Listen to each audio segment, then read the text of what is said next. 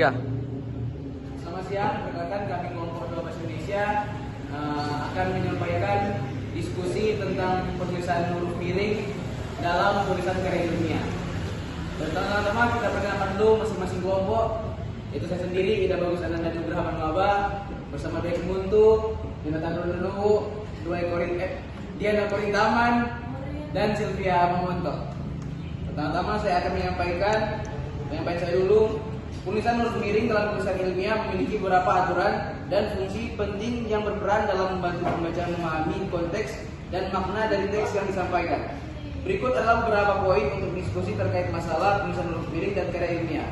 1. Penggunaan untuk istilah asing. Salah satu penggunaan utama huruf miring dalam tulisan ilmiah adalah untuk menandai kata atau frasa dalam bahasa asing yang belum diadaptasi ke dalam bahasa tulisannya. Misalnya, dalam karya ilmiah berbahasa Indonesia, kata-kata seperti status quo atau a priori biasanya ditulis miring karena berasal dari bahasa Latin. Yang muncul adalah Latin atau asing lainnya, namun masalah yang muncul adalah bahwa beberapa istilah asing sudah sangat umum digunakan dan ada perdebatan apakah mereka masih perlu dimiringkan. Misalnya, istilah seperti internet atau online. Dulunya dianggap asing, tetapi sekarang sudah sangat umum digunakan. Solusinya, penulis perlu mengikuti panduan gaya atau manual penulisan yang digunakan, misalnya APA, MLA, atau panduan dari institusi pendidikan masing-masing. Selanjutnya, materi kedua yaitu penekanan atau penegasan. Huruf miring juga digunakan untuk menekankan kata atau frasa tertentu yang dianggap penting. Misalnya, jika penulis ingin menyoroti konsep kunci dalam argumennya, namun terlalu banyak penggunaan huruf miring untuk menekankan dapat membuat teks menjadi berlebihan dan mengurangi efektivitasnya. Solusinya adalah penulis harus berhati-hati dalam menggunakan huruf miring atau penekanan. Penggunaan yang terlalu sering dapat mengganggu alur bacaan, jadi sebaiknya digunakan dengan bijaksana hanya pada poin yang sangat krusial. Selanjutnya materi ketiga. Materi yang ketiga adalah nama spesies dan istilah ilmiah. Dalam ilmu alam seperti biologi, nama spesies biasanya ditulis dengan huruf miring seperti Homo sapiens atau Chinese lupus.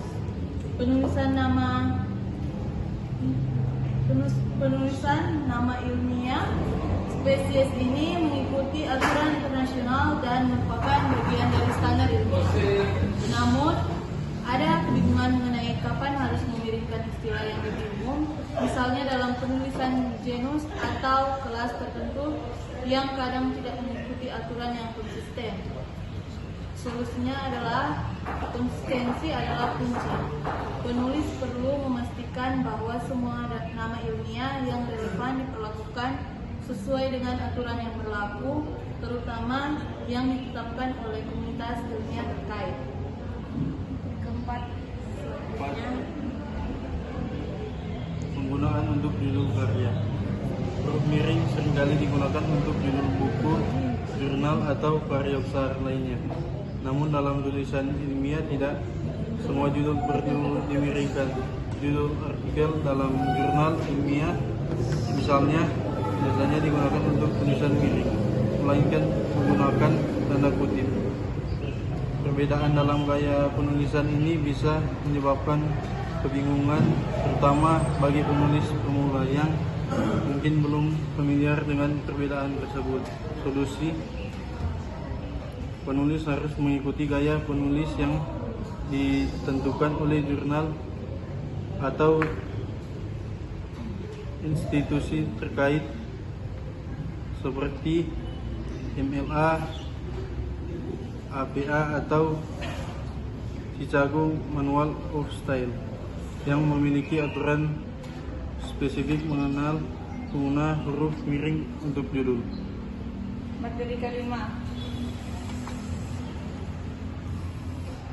Materi kelima, masalah format digital.